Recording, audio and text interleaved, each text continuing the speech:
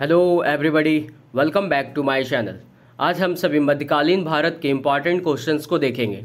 तो स्टार्ट करते हैं आज के इम्पॉर्टेंट क्वेश्चंस।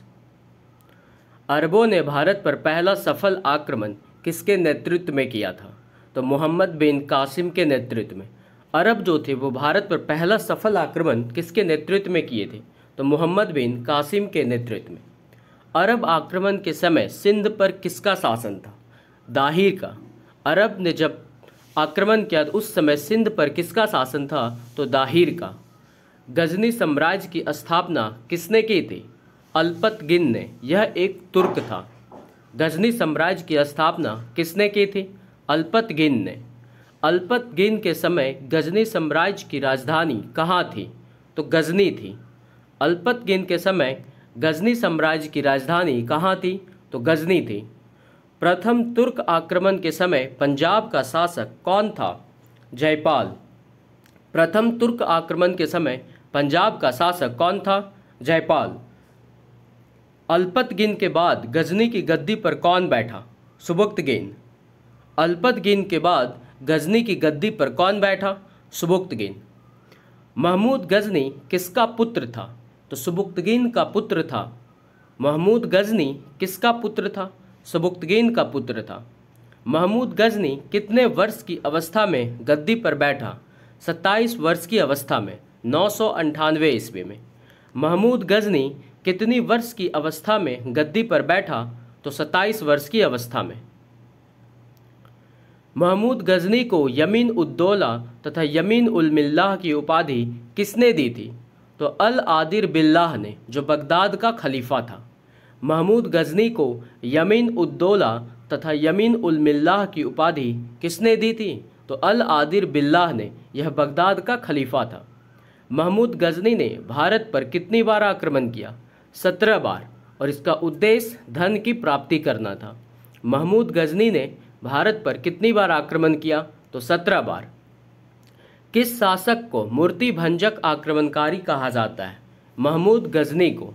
किस शासक को मूर्ति भंजक आक्रमणकारी कहा जाता है? तो महमूद गजनी को। गजनी ने भारत पर प्रथम आक्रमण कब किया? 1000 ईस्वी में पेशावर पर। गजनी ने भारत पर प्रथम आक्रमण कब किया? तो 1000 ईस्वी में पेशावर पर किया। गजनी ने 1001 ईस्वी में किसके विरुद्ध आक्रमण किया? तो जयपाल के विरुद्ध आक्रमण किया। गजनी ने 1001 ईस्वी में किसके विरुद्ध आक्रमण किया? तो जयपाल के विरुद्ध आक्रमण किया। महमूद गजनी ने सोमनाथ मंदिर पर कब आक्रमण किया? तो 1025 ईस्वी में। यह इसका सबसे चर्चित आक्रमण था। महमूद गजनी ने सोमनाथ मंदिर पर कब आक्रमण किया? 1025 ईस्वी में, और यह इसका सबसे चर्चित आक्रमण था। इस आक्रमण में वह 20 लाख दिनार की संपत्ति ले गया। महमूद गजनी ने नगरकोट के विरुद्ध कब हमला किया? 1008 ईस्वी में। महमूद गजनी ने नगरकोट के विरुद्ध कब हमला किया? तो 1008 ईस्वी में। महमूद गजनी किस प्रतिमा को गजनी भेजकर रंगभूमि में रखवाया? तो थानेश्वर की चक्र स्वामीन की कांस्य निर्मित आदमकद प्रतिमा को। महमूद गजनी किस प्रतिमा को गजनी भेजकर रंगभूमि में रखवाया? तो थानेश्वर की चक्र स्वामीन की कांस्य निर्मित आदमकद प्रतिमा को। सोमनाथ मंदिर लूट कर ले जाने के क्रम में महमूद पर किसने आक्रमण किया? जाटों ने। सोमनाथ मंदिर लूट कर ले जाने के क्रम में महमूद पर किसने आक्रमण किया? जाटों ने। महमूद गजनी का अंतिम भारतीय आक्रमण 1027 ईस्वी में किसके विरुद्ध था? जाटों के विरुद्ध था।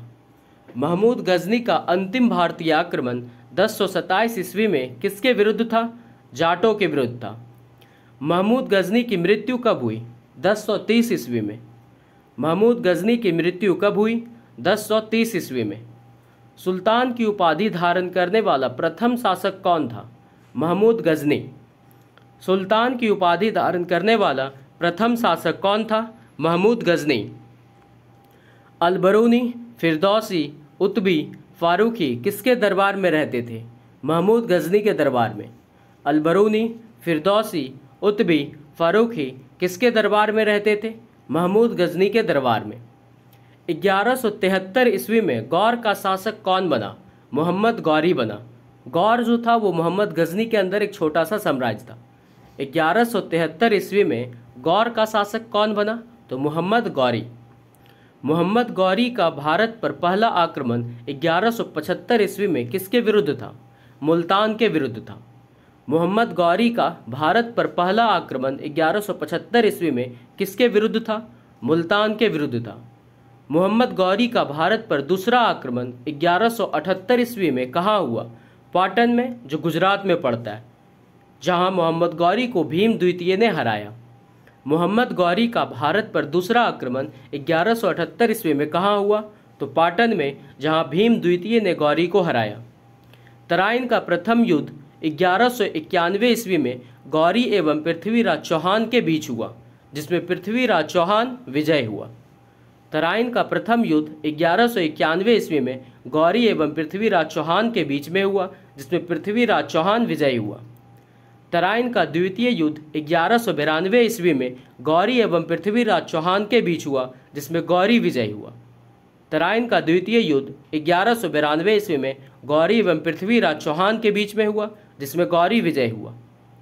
तराइन का प्रथम युद्ध में पृथ्वीराज चौहान का सेनापति कौन था? स्कंद था। तराइन का प्रथम युद्ध में पृथ्वीराज चौहान का सेनापति कौन था? स्कंद था। गौरी की हत्या कब की गई? 15 मार्च 1206 ईस्वी में। गौरी की हत्या कब की गई? 15 मार्च 1206 ईस्वी में। नेक्स्ट हम लोग विविध के टॉपिक देखते हैं, जिसमें हम लोग राष्ट्रीय स्मारक को पढ़ेंगे। तो झुकी हुई मीनार जो स्मारक है किस देश में पड़ता है? तो इटली में। और इटली में कहाँ? तो पीसा में। झुकी हुई मीनार कहाँ है? पीसा में। क्रेमलिन कहाँ पड़ता है? मॉस्को में, जो रूस में पड़ता है। क्रेमलिन मॉस्को में।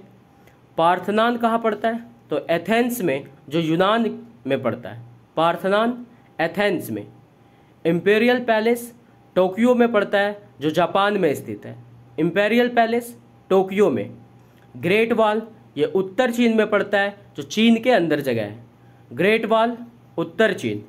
ओपेरा हाउस सिडनी में पड़ता है, जो ऑस्ट्रेलिया में है। ओपेरा हाउस सिडनी में।